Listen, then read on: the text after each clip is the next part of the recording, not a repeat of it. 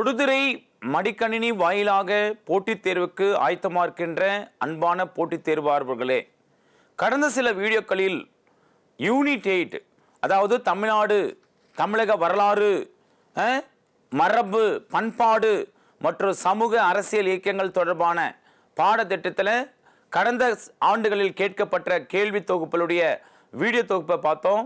ஏன்னா பார்த்தோன்னா ஒரு தேர்வுக்கு முக்கியம் வந்ததுன்னா முதலாவது பாடத்திட்டம். அந்த பாடத்திட்டம் என்ன சொல்லுது, எதை படிக்கணும் எதை படிக்கக்கூடாது. அப்போ பாடத்திட்டம் என்பது போட்டித் தேர்வு வேற, காலேஜ் ஸ்டடீஸ் வேற.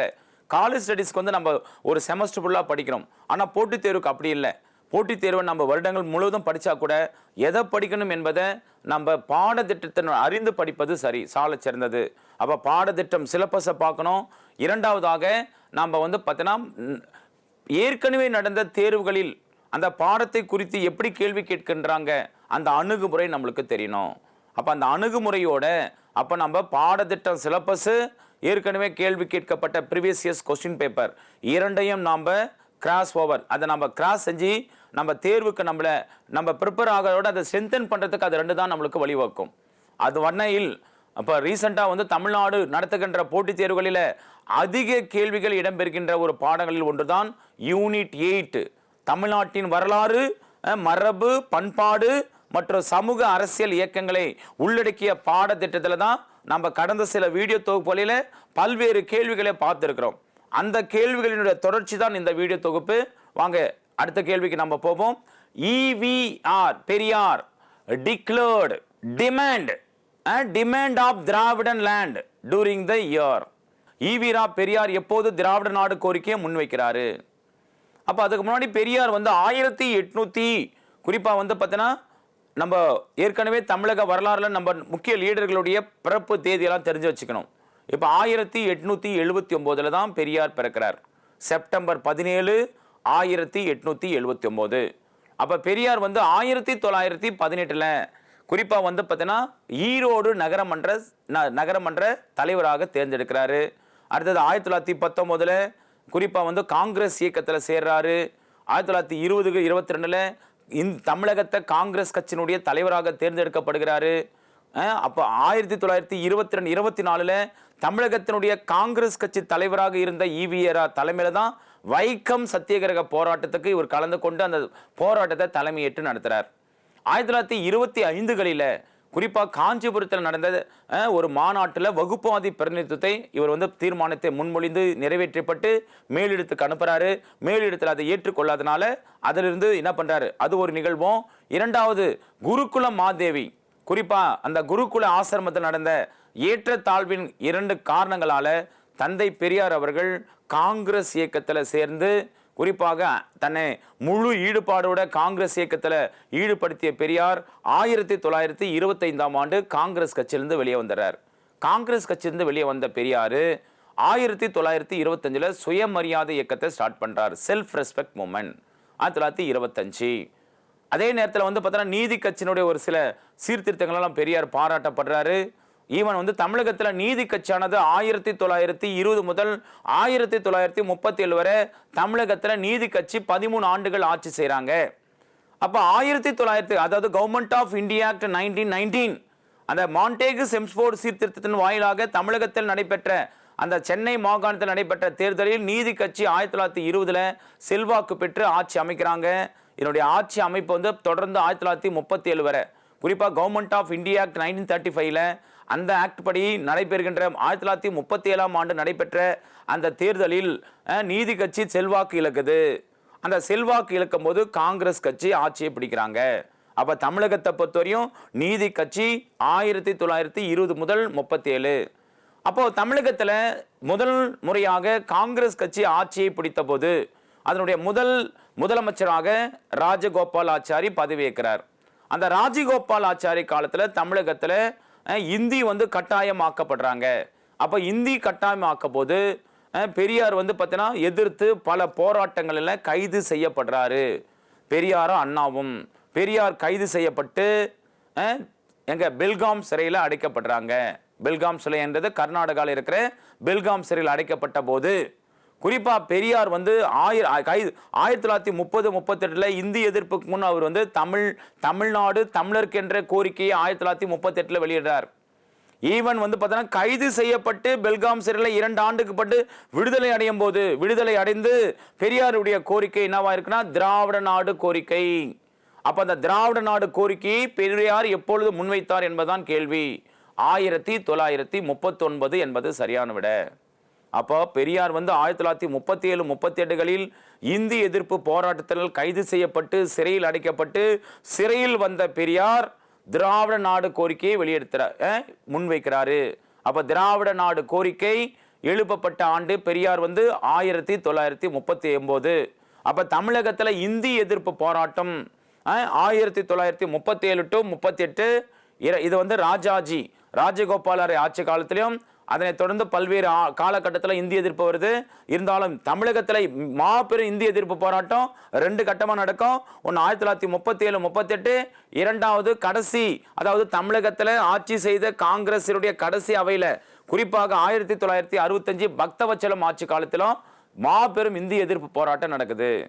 அப்போ பெரியார் வந்து இந்திய எதிர்ப்பு போராட்டத்தில் முதல் இந்திய எதிர்ப்பு போராட்டத்தில் கைது செய்யப்பட்டு வெளியில் வந்த உடனே ஈராண்டுக்கு பிறகு வெளியில் வந்தோடனே அவர் திராவிட நாடு கோரிக்கையை வைக்கிறாரு. அந்த கோரிக்கை வைத்த ஆண்டு 1939 என்பது சரியான விட. அடுத்த கேள்வி, நான் Brahmin manifesto release in the year, அதாவது பிராமணர் அல்லாதோர் பிரகடனம் வெளியிடப்பட்ட ஆண்டு. அப்ப பிராமணர் அல்லாதோர், அதாவது சென்னை மாகாணம். அப்போ முதலாவது சென்னை மாகாணத்துக்கு முன்னாடி சென்னை, அதாவது இன்றைய சென்னை உருவாக்கப்பட்ட தினம் 1639 ஆகஸ்ட் 22. அதனால தான் ஒவ்வொரு ஆண்டும் ஆகஸ்ட் 22 சென்னை தினம் கொண்டாடுறாங்க. இது இன்னைக்கு வந்து பார்த்தீங்கன்னா 389வது தினத்தை கண்டுபிடிச்சாங்க 2023. அப்போ சென்னை உருவாக்கப்பட்ட 1639. அதே சென்னையில் வந்து 1640 சென்ட் ஜார்ஜ் போர்ட், இன்று இருக்கிற தலைமைச் செயலகம் நடைபெறுகின்ற சென்ட் ஜார்ஜ் போர்ட், தலைமைச் செயலகம் நடைபெறுகின்ற சென்ட் ஜார்ஜ் கோட்டை, அது உருவாக்கப்பட்டது 1640. ஓகே. அதுக்கப்புறம் வந்து சென்னை மாநகராட்சி, ஏசியாவிலே பழமையான மாநகராட்சி, 1687-88 சென்னை மாநகராட்சி உருவாக்குறாங்க. அதுக்கப்புறம் பாருங்கன்னா சென்னை மாகாணம் உருவாக்கப்பட்ட ஆண்டு 1801-2. அப்ப அந்த சென்னை மாகாணத்துல பல நூற்றாண்டுகளாக ஆதிக்கம் செலுத்துற வர்க்கம் தான் பிராமணர்கள், பிராமினல் டாமினன்ஸ். அப்ப அந்த பிராமணர்கள் அப்ப 1909 ஆண்டு, அதாவது மிண்டோ மார்லி சீர்திருத்த சட்டத்தின் வாயிலாக குறிப்பா வந்து பார்த்தீங்கன்னா தமிழகத்தில் கணக்கெடுக்கிறாங்க சென்னை மாகாணத்தில். அதில் கணக்கெடுத்த போது பார்த்தீங்கன்னா அதிகமாக மக்கள் யார் இருக்காங்கன்னா நான் பிராமணர். அப்போ நான் பிராமணர்கள் வந்து பார்த்தீங்கன்னா அதிக மக்கள் தொகை இருந்தும் அவர்களுக்கு போதிய பிரதிநிதித்துவம் இல்லை கல்வியிலும் வேலை வாய்ப்பிலும். அப்போ இதில் குறிப்பாக இந்த 1916 நடேசனார் அவர் வெளியிட்ட அந்த பிரகடனம் தான் என்னது நான் பிராமின் மேனிஃபெஸ்டோ. அவர்களை என்ன செய்கிறாங்க, அதாவது அப்போ இருக்கிற 1911-12களில் இருக்கிற முஸ்லீம் லீக் மற்றும் வந்து நீதி கட்சி சேர்ந்தவர்கள் எல்லாம் சேர்ந்து பல நூற்றாண்டுகளாக சென்னை மாகாணத்தில் அந்த பிராமணர் அல்லாதவர்களுக்கு இழைக்கப்பட்ட அநீதிக்கு எதிராக அவர்களுக்கு கல்வியிலும் வேலை வாய்ப்பிலும் போதிய பிரதிநிதித்துவம் கொடுக்க வேண்டும் என்ற ஒரு முழு அறிக்கையை உள்ளடக்கிய ஒரு அறிக்கை தான் அந்த நான் பிராமின் மேனிஃபெஸ்டோ. அப்போ அந்த நான் பிராமின் மேனிஃபெஸ்டோ, தட் மீன் பிராமணர் அல்லாதோர் பிரகடனம் வெளியிடப்பட்ட ஆண்டு எதுனா 1916 நடேசனார். ஓகே. அப்போ ஆன்சர் வாஸ் நான் பிராமின், பிராமணர் அல்லாதோர் பிரகடனம் வெளியிடப்பட்ட ஆண்டு 1916 என்பது சரி. அடுத்த கேள்வி, who preside over the conference of justice party at Salem in 1944? 1944 சேலத்தில் நடைபெற்ற நீதி கட்சி மாநாட்டை தலைமை தாங்கி நடத்தியவர் யார்? அப்போ ஏற்கனவே நம்ம கடந்த கிளாஸ் கொஸ்டினில் சொன்னோம். முதலாவதாக தமிழகத்தில் குறிப்பாக சென்னை மாகாணம், ஏன்னா சென்னை மாகாணம் என்பது ஆஃப்டர் இண்டிபெண்டன்ட் வரையும் சென்னை மாகாணம் தான். அந்த சென்னை என்ற பேர் தான் தமிழ்நாடு என்று பிற்காலத்தில் தான் பேரறிஞர் அண்ணா மாத்துறார். அப்போ அந்த 1944 ஜஸ்டிஸ் பார்ட்டி, குறிப்பாக who preside over the conference of justice party, அந்த ஜஸ்டிஸ் பார்ட்டி வந்து பார்த்தீங்கன்னா 1920 முதல் 37 வரை தமிழகத்தை ஆட்சி செய்கிறாங்க. ஈவன் வந்து 37ல் செல்வாக்கு இழக்கிறாங்க. செல்வாக்கு இழந்த உடனே அந்த நீதி கட்சி வந்து இயக்கமாக மாறுது. 1938ல் பெரியார் இடத்துல நீதி கட்சியினுடைய தலைமை போகுது. அப்ப பெரியார் வந்து பார்த்தீங்கன்னா என்ன பண்றாரு, நீதி கட்சியை ஒரு மீண்டும் வந்து ஒரு அரசியல் கட்சிகளாக அவர் என்ன பண்ணல, தொடரல. அந்த நீதி கட்சியை ஒரு இயக்கமாக மாத்துறார். அந்த நீதி கட்சி இயக்கமாக செயல்பட்ட போது குறிப்பா 1944ல் சேலத்தில் நடந்த ஒரு மாநாட்டுல குறிப்பா பெரியார் என்ன பண்றாரு, நீதி கட்சியை திராவிட கழகம் என மாத்துறாரு. அப்போ இங்க who preside over the conference of justice party Salem in 1944னா ஈவே ராமசாமி. அவர் தான் அந்த நீதி கட்சியை திராவிட கழகமாக மாத்துகின்ற ஒரு கான்ஃபரன்ஸ் தான் அந்த சேலம் மாநாடு. அதுக்கு தலைமை வகித்தவர் தான் இந்த ஈவி ராமசாமி. அவருடைய தலைமையில பேரறிஞர் அண்ணா தான் என்ன அதை முன்மொழிகிறாரு. இயர் ஆஃப்டர் நீதி கட்சியானது இதற்கப்புறம் வந்து பார்த்தீங்கன்னா திராவிட கழகம் என அறிவிக்கப்படுகிறது என்ற அறிக்கையை பெரியார் தலைமையில் அறிஞர் அண்ணா வெளியிடுறாரு. இது நடந்தது எங்கன்னா 1944ல் சேலத்தில் நடைபெற்ற நீதி கட்சி மாநாட்டில் தான் பெரியார் தலைமை ஏற்று நடத்திய அந்த மாநாட்டில் பேரறிஞர் அண்ணா என்ன பண்றாரு, நீதி கட்சி திராவிட கழகமாக மாறியது என்று அனௌன்ஸ் பண்றார். அப்ப நம்முடைய கேள்வி, who preside over the conference of justice party as a Salem in 1944? The answer is EV Ramasamy. Erode Venkatappa Ramasamy. Periyar தந்தை பெரியார் என்பவர் அவர் தான் நீதி கட்சியினுடைய மாநாட்டை 1944ல் நடத்துறார். அடுத்த கேள்வி, the Swadeshi leader in Tamil Nadu plan to celebrate the day of Bipin Chandra ball release as a dash in Tirunelveli. அப்ப தமிழ்நாட்டு சுதேசி இயக்க தலைவர்கள் பிபின் சந்திரபால் விடுதலை செய்யப்பட்ட அந்த நாளை என்ன நாளாக, சுதேசி தினமாக திருநெல்வேலியில் கொண்டாட திட்டமிட்டு இருந்தாங்க. சுதேசிய நாள், தொழிலாளர் தினம் அல்ல, சுதேசிய தினம், வெற்றி தினம், சென்னை டே இல்லையா. அப்போ கொடுக்கப்பட்ட 4ல் தமிழ்நாட்டு சுதேசி இயக்க தலைவர்கள் பிபின் சந்திரபால் விடுதலை செய்யப்பட்ட அந்த நாளை குறிப்பாக சுதேசி தலைவர்கள் யார் யாரு, சுப்பிரமணிய சிவா, ஈவன் வஉசி, இவர்கள் எல்லாம் வந்து பார்த்தீங்கன்னா சுதேசி இயக்க தலைவர்கள். ஏன்னா சுதேசி இயக்கம் குறிப்பாக வங்க பிரிவின போது தமிழகத்தில் ஏற்படுது. பார்ட்டிஷன் ஆஃப் பெங்கால் இல்லையா 1906 இல்லையா, பார்ட்டிஷன் ஆஃப் பெங்கால் நடைபெறுது 1905, 6ல். குறிப்பாக வந்து பார்த்தீங்கன்னா அப்போது சுதேசி இயக்கங்களுடைய கொள்கைகள் வந்து பார்த்தீங்கன்னா இந்தியா முழுவதும் பரவுது. அதில் தான் நம்முடைய தமிழகத்தில் குறிப்பாக வஉசி குறிப்பாக என்னவாம் கப்பல் ஒட்டிய தமிழ் என்று அழைக்கப்படுகின்ற வஉசி அவர் வந்து ஸ்டீம் நேவிகேஷன் கம்பெனி ஒன்று ஸ்டார்ட் பண்ணுறார் இல்லையா. சுதேசி நீராவி கழகம் அப்படின்ற ஒரு கம்பெனியை 10 லட்சம் முதலீட்டில் ஸ்டார்ட் பண்ணி குறிப்பாக வந்து பார்த்தீங்கன்னா லாவோ காலியா என்ற கப்பலை குறிப்பாக வந்து பார்த்தீங்கன்னா கொழும்பு டு தூத்துக்குடி என்ற கடற்பயணத்தை மேற்கொள்கிறார். அப்போ தமிழ்நாட்டு சுதேசி இயக்க தலைவர்கள் பிபின் சந்திரபால் விடுதலை செய்யப்பட்ட அந்த நாளை சுதேசி தினம் என்று திருநெல்வேலி கொண்டாட திட்டமிட்டாங்க. தினமாக திருநெல்வேலியில் கொண்டாட திட்டமிட்டாங்க. The Swadeshi leader in Tamil Nadu plan to celebrate the day of Bipin Chandrapal release as a Swaraj day is Tirunelveli. அப்போ அந்த சுவராஜ் டே தமிழகத்தில் பிபின் சந்திரபால் விடுதலையான போது திருநெல்வேலியில் கொண்டாடப்பட்ட தினம்தான் சுதேசி தினம். அப்போ 15க்கான ஆன்சர் சுதேசி தினம் என்பது சரியான விட. ஓகே, அடுத்த கேள்வி, இன் which language was announced as a classical language in 2013? அதாவது 2013ஆம் ஆண்டு செம்மொழியாக அறிவிக்கப்பட்ட மொழி எதுன்னு கேட்குறாங்க. அப்போ செம்மொழி பொறுத்தவரையும் நம்ம முதலாவது தெரிஞ்சுக்க வேண்டும். இந்தியாவில் குறிப்பாக மத்திய அரசில் அதாவது உள்துறை அமைச்சகத்தில் செயல்படுகின்ற டிபார்ட்மெண்ட் ஆஃப் லாங்குவேஜ். அப்போ பார்த்தோன்னா மொழிக்கு வந்து ஒரு மொழி வந்து பார்த்தோன்னா செம்மொழியா அப்படின்ற அறிவிக்கிற ஒரு அரசாங்கம் எதுனா மினிஸ்ட்ரி சென்ட்ரல் கவர்மெண்ட்டு. அந்த சென்ட்ரல் கவர்மெண்ட்டில் மினிஸ்ட்ரி ஆஃப் ஹோம் உள்துறையில் தான். அப்போ தமிழகத்தை பொறுத்தவரையும் தமிழகத்தில் இந்தியாவில் செம்மொழி பொறுத்தவரையும் 6.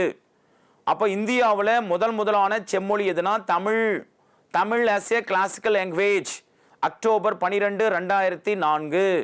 அப்போ அக்டோபர் 12, 2004 தான் தமிழ் மொழியானது இந்திய மொழிகளில் முதலாவது மொழியாக செம்மொழியாக அறிவித்தாங்க 2004. அதனைத் தொடர்ந்து 2005 சமஸ்கிருதம். அப்போ Sanskrit as a classical language declare பண்ணது 2005. அப்போ அடுத்தது 2008ஆம் ஆண்டு தெலுங்கையும் கன்னடத்தாவும் என்னவா கிளாசிக்கல் லாங்குவேஜ் அனௌன்ஸ் பண்றாங்க. அப்போ முதலாவது வந்து தமிழ் 2004, இரண்டாவது 2005 சமஸ்கிருதம், 2008 தெலுங்கு மற்றும் கன்னடம், 2013 மலையாளம், 2013 மலையாளம், 2014 ஒடியா. அப்போ ஆக மொத்தம் இந்தியாவில் 6 மொழிகள் மட்டுமே என்னது செம்மொழியாக அறிவித்திருக்கிறாங்க. அதில் முதல் மொழி தமிழ் மொழி. தமிழ் மொழி அறிவித்தப்பட்ட ஆண்டு 2004 அக்டோபர் 12. அப்போ நம்முடைய கேள்வி 2013ஆம் ஆண்டு செம்மொழியாக அறிவிக்கப்பட்ட மொழி எதுன்னு கேட்டிருக்காங்க. அப்போ மலையாளம் என்பது சரி. மலையாளம் 2014 ஒடியா. ஈவன் வந்து கன்னடமும் தெலுங்கும் 2008, ஒரியா வந்து 2014. ஆக மொத்தம் இந்தியாவில் செம்மொழியாக அறிவிக்கப்பட்ட மொழிகள் 6. அந்த 6 மொழிகளில் முதல் மொழி தமிழ் மொழி. அப்போ ஒரு மொழி செம்மொழியாகனா குறைந்தபட்சம் 1500 2000 ஆண்டுகள் பழமையாக இருக்க வேண்டும். இலக்கண வளம் இலக்கிய வளம் பெற்றிருக்க வேண்டும். ஆனால் நம்முடைய தமிழ் மொழி என்னவா பல ஆண்டுகளாக, குறிப்பாக பரிதிமார் கலைஞர் சூரிய நாராயண சாஸ்திரி 1904 நம்முடைய தமிழ் மொழி செம்மொழியாக வேண்டும் என்ற கட்டுரையெல்லாம் எழுதினவர் தான் யார்? சூரிய நாராயண சாஸ்திரி என்ற பரிதிமார் கலைஞர். அப்போ 2013ஆம் ஆண்டு செம்மொழியாக அறிவிக்கப்பட்ட மொழி மலையாளம். குறிப்பாக நம்முடைய அதாவது செம்மொழிக்கான ஒரு அதாவது ஒரு யூனிவர்சிட்டி இருக்குன்னா அது சென்னையில் தான் இருக்குது. Okay, in which language was announced as a classical language in 2013? Answer was Malayalam. 2013ஆம் ஆண்டு செம்மொழியாக அறிவிக்கப்பட்ட மொழி மலையாளம் என்பது சரியான விட. அடுத்த கேள்வி, the recent excavation at Keezhadi village in Sivaganga district have revealed. அதாவது சமீபத்தில் சிவகங்கை மாவட்டம் கீழடி கிராமத்தில் அகழ்வாய்வின் போது கண்டு எடுக்கப்பட்ட பல பழமை சின்னங்கள் புலப்படுத்துவது. அப்போ கீழடின்னு என்று நம்ம பார்க்குறோம். குறிப்பாக கீழடி மதுரைக்கு தெற்கே 12 கிலோமீட்டரில் சிவகங்கை மாவட்டம் திருப்புவனம் தாலுக்கால குறிப்பாக வந்து கீழடி கொந்தகை என்ற கிராமம். அப்போ சமீபத்தில் சிவகங்கை மாவட்டம் கீழடி கிராமத்தில் அகழ்வாய்வின் போது கண்டெடுக்கப்பட்ட பல பழமை சின்னங்கள் என்ன சொல்லுதுன்னா பாண்டியர் ரோமானியர் வாணிப தொடர்பு, பாண்டியர் ரோமன் ட்ரேட் கான்டாக்ட் இருந்தது. அங்கே நம்மளுக்கு அந்த சின்னங்கள் வந்து புலப்படுத்தியதான். இதில் கேட்டிருக்காங்க பாண்டியர் ரோமானியர், பாண்டியர் கிரேக்கியர், பாண்டியர் சீனர், சோழர் ரோமானியர். அப்போ ஆன்சர் வாஸ் பாண்டியர் ரோமானியர் வாணிப தொடர்பு. கீழடி 8 ஆராய்ச்சி பணியை முடிச்சுட்டு 9வது அகழ்வாராய்ச்சி நடந்துட்டு இருக்கு. இந்த கீழடியில் குறிப்பாக கடந்த 2023ஆம் ஆண்டில் கீழடியில் கொந்தகை என்ற இடத்துல அருங்காட்சியகம் ஏற்படுத்தியிருக்கிறாங்க தமிழக அரசு. கீழடி பாண்டியர் ரோமன வாணிப தொடர்பு. இந்த கீழடி எங்கே இருக்குன்னா சிவகங்கை மாவட்டம் மதுரைக்கு தெற்கே 12 கிலோமீட்டரில் திருப்புவனம் தாலுக்கால குறிப்பாக கீழடி கிராமத்தில் இருக்கிறது தான் அந்த அகழ்வாராய்வு. குறிப்பாக வந்து பார்த்தீங்கன்னா இந்த அகழ்வாராய்ச்சியின் மூலமாக பண்டைய சிந்து சமவெளி நாகரிகத்தோட நம்முடைய தொடர்பு நாகரிகத்தை பயன்படுத்துகிறாங்க. அப்போ இங்கே ஆர்காலஜிக்கல் சர்வே ஆஃப் இந்தியா என்பது இந்தியாவில் 1861 உருவாக்குறாங்க. குறிப்பாக வந்து பார்த்தோன்னா அலெக்சாண்டர் கன்னிகாம் டெல்லியை தலைமையாக கொண்ட ஆர்காலஜி சர்வே. ஈவன் வந்து கூட பார்த்தீங்கன்னா அந்த ஆர்காலஜியில் கிடைக்கப்படுகின்ற தொல்லியல் அந்த புதைப்படிவங்களை அமெரிக்காவில் இருக்கிற பீட்டா அனலிட்டிக்ஸ் சென்டருக்கு அனுப்பிச்சு அந்த பீட்டா அனலிட்டிக்ஸ் சென்டரில் கார்பன் டேட்டிங் C14 என்ற முறையில் என்ன பண்ணுவாங்க, ஆராய்ச்சிக்கு உட்பட்டு அந்த கார்பன் டேட்டிங் மூலமாக அதனுடைய காலத்தை கணிப்பாங்க. அப்போ அப்படி கணிக்கப்பட்ட போது நம்முடைய கீழடி நாகரிகம், அந்த கீழடியில் இருந்த மக்கள் அந்த நம்முடைய பண்டைய சிந்து சமவெளி நாகரிகத்தோடு தொடர்புடையது என்பதை புலப்படுத்துது. அப்போ கால வயது குறிப்பாக கார்பன் 14 C14 கார்பன் டேட்டிங் தான் நம்ம கால வயதை கணிக்கிறாங்க. அப்போ சிவகங்கை மாவட்டம் கீழடி கிராமத்தில் அகழ்வாய்வின் போது கண்டு இடிக்கப்பட்ட பல பழமை சின்னங்கள் புலப்படுத்துவது என்னவென்றால் ரோமானியர் வாணிப தொடர்பு, பாண்டியர் ரோமானிய வாணிப தொடர்பு. குறிப்பாக நம்முடைய தமிழர்கள் கிரேக்கர்களே ரோமானியர்களும் வாணிபத்தில் யவனர்கள் என்று அழைக்கிறாங்க. அப்போ பார்த்தீங்கன்னா கிரேக்கரும் ரோமானியரும் பண்டைய காலத்திலேருந்தே தமிழகத்தில் நம்மளுக்கு கூடிய வியாபார தொடர்போடு அவர்கள் நெருங்கியவர்கள். அதை பற்றி சொல்ல தான் பட்டினப்பால. குறிப்பாக வந்து 10 பாட்டில் ஒரு பாடல் தான் பட்டினப்பால, கடலூர், உரித்திர கண்ணார், குறிப்பாக புகார், பூம்புகார், காவேரி பூம்பட்டினம். அப்போ ஒரு வந்து பார்த்தீங்கன்னா அது வணிக தலமாக ஏற்றுமதி மையமாக இருந்ததெல்லாம் அந்த பாடலில் சொல்லியிருப்பார். அப்போ சிவகங்கை என்பது கீழடி கிராமத்தில் அகழ்வாய்வின் போது கண்டெடுக்கப்பட்ட பல பழமை சின்னங்கள் புலப்படுத்துவது எதுவென்றால் பாண்டியர் ரோமானியர் வாணிப தொடர்பு என்பது சரியான விட. 17க்கான ஆன்சர் ஏ என்பது சரி. அடுத்த கொஸ்டின், மேட்ச் த ஃபாலோயிங். அதாவது பசுப்பினி மருத்துவர், நன்னூல் புலவர், குருமுனி, சிலம்பு செல்வர் அப்படின்னு கொடுத்துருக்குறாங்க. இங்கே வந்து பார்த்தீங்கன்னா இது வந்து பார்த்தீங்கன்னா அவங்களுடைய அடைமொழியில் சொல்கிற பெயர். இங்கே வந்து அவருடைய பெயர்களை கொடுத்துருக்குறாங்க. இப்போ பசுப்பினி மருத்துவர்னா யாருன்னா வள்ளலார். ஏன்னா அவருடைய மேற்கோள் என்ன, வாடிய பயிரை கண்ட போதெல்லாம் வாடினேன். அவர் அன்னைக்கு ஏற்படுத்தின அந்த தத்திய தர்மசாலை இன்னைக்கு வரையும் அது அந்த நெருப்பு வந்து இன்னி வரையும் மூட்டிகிட்டே இருக்கிறாங்க. இன்றைக்கி வந்து பார்த்தீங்கன்னா நிறைய பேருக்கு என்னம்மா சத்திய தர்மசாலையில் உணவு அளித்துக்கிறாங்க.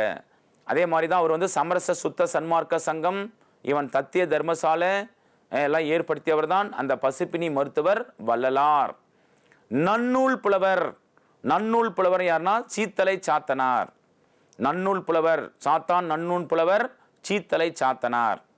அடுத்தது குருமுனி என்பவர் அகத்தியர். இவன் சிலம்ப செல்வர் தான் மாப்போ சிவஞானம்.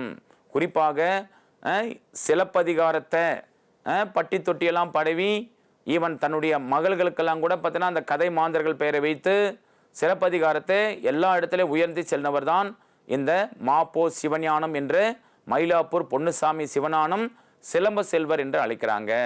இவர் தான் இந்த மாப்போ சிவஞானம் தான் தலையே கொடுத்தாவது தலைநகரை மீட்போம் என்று சென்னை தலைநகரமானத்துக்கு முக்கிய காரணம் வடக்கெல்லை போராட்டத்தை ஒருங்கிணைத்தவர். தமிழகத்தில் குறிப்பாக சட்ட மேலவை கலைக்கும் போது சட்ட மேலவையினுடைய தலைவராக செயல்பட்டவர் தான் மாப்போ சிவஞானம். தமிழரசு கழகம் போன்ற இயக்கங்களோட தொடர்புடையவர். வடக்கெல்லை போராட்டத்தை ஆரம்பித்தவர். திருப்பதி போன திருத்தணியை மீட்டு கொடுத்தவர் தான் இந்த மாப்போ சிவஞானம். அப்போ பசுப்பினி மருத்துவர் யாருன்னா வள்ளலார், நன்னூல் புலவர் என்றால் சீத்தலை சாத்தனார், இவன் குருமுனி என்பது அகத்தியர், சிலம்பு செல்வர் என்பவர் மாப்போ சிவஞானம். அப்போ 18க்கான ஆன்சர் 3, 4, 1, 2 என்பது சரியான விட.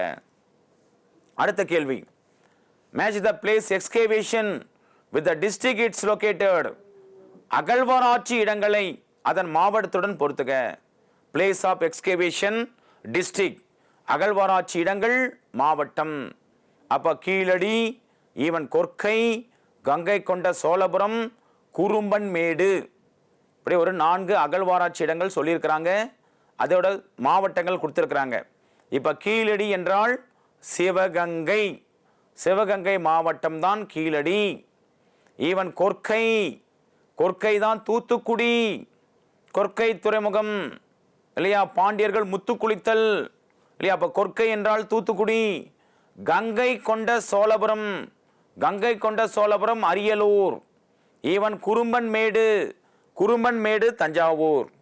அப்போ பிளேஸ் ஆஃப் எக்ஸ்கேவேஷன் அகழ்வாராய்ச்சி இடங்கள் குறிப்பாக 2023 பல இடங்களில் குறிப்பாக கங்கை கொண்ட சோழபுரம், குறும்பன் மேடு, கீழடி, ஈவன் வந்து பார்த்தீங்கன்னா திருநெல்வேலியில் துலுக்கர்பட்டி, ஈவன் கீழ்நமடிப்புறம் திருவண்ணாமலை, ஈவன் வந்து பார்த்தீங்கன்னா தருமபுரியில், கடலூரில், ஈவன் பொற்பனக்கோட்டைப்புறம் புதுக்கோட்டையில், ஈவன் வந்து தமிழகத்துக்கு நெய்பர் மாவட்டமாக இருக்க அண்டை மாநிலமாக இருக்கின்ற கேரளாவில் பட்டினம் என்ற பகுதியில், ஈவன் பாலூர் ஒரிசாவில் இருக்கிற பாலூர் பகுதிகளில் போன்ற பல்வேறு இடங்களில் தமிழர்களுடைய வரலாறை குறிப்பாக அவர்களுடைய பண்பாட்டை வந்து ஆராய்ச்சி செய்வதற்கு அகழ்வாராய்ச்சி இடங்கள் என்ன பண்ணுறாங்க, அகழ்ந்த ஆராய்ச்சிகளை மேற்கொண்டு அவருடைய காலத்தை கணிச்சிட்டு இருக்கிறாங்க.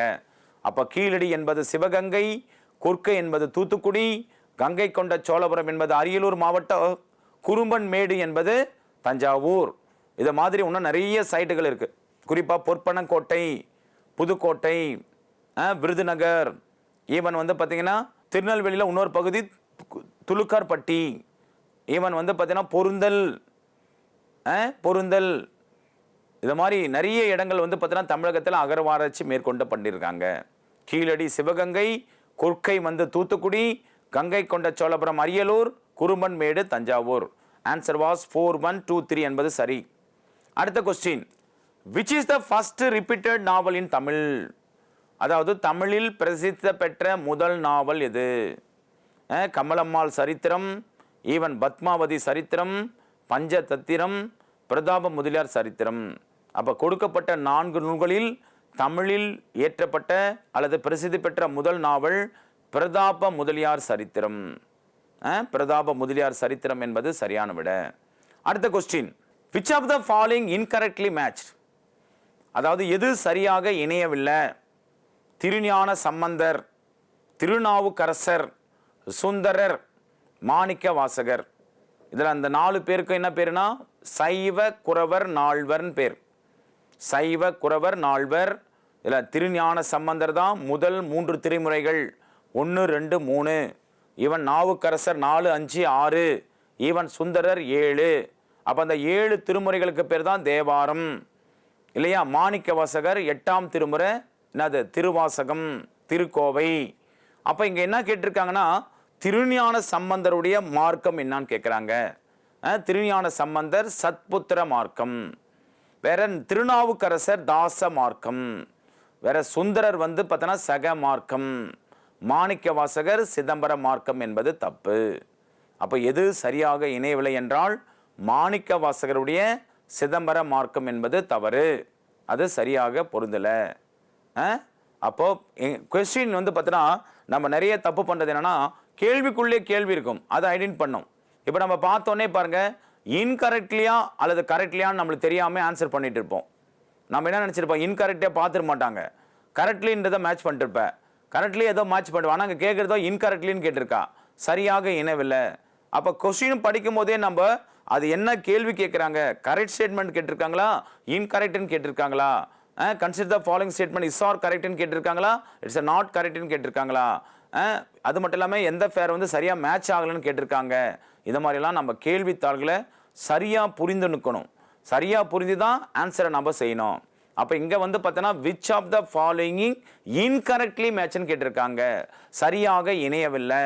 அப்போ திருஞான சம்பந்தருடைய சத்புத்திர மார்க்கம் கரெக்டு, ஈவன் திருநாவுக்கரசுடைய தாச மார்க்கம் கரெக்டு, ஈவன் சுந்தரருடைய சக மார்க்கம் என்பது சரி. அப்போ மாணிக்க வாசகருடைய சிதம்பர மார்க்கம் என்பது தவறு. அப்போ 21க்கு எது சரியாக இணையவில்லை என்றால் டி, மாணிக்க வாசகருடைய சிதம்பர மார்க்கம் சரியாக இணையவில்லை என்பது சரியே. அடுத்த கேள்வி, who used the term Dravidan to denote the South Indian people for the first time? தென்னிந்திய மக்களை குறிக்க திராவிடர் என்ற பதத்தை முதலில் பயன்படுத்தியவர் யார்?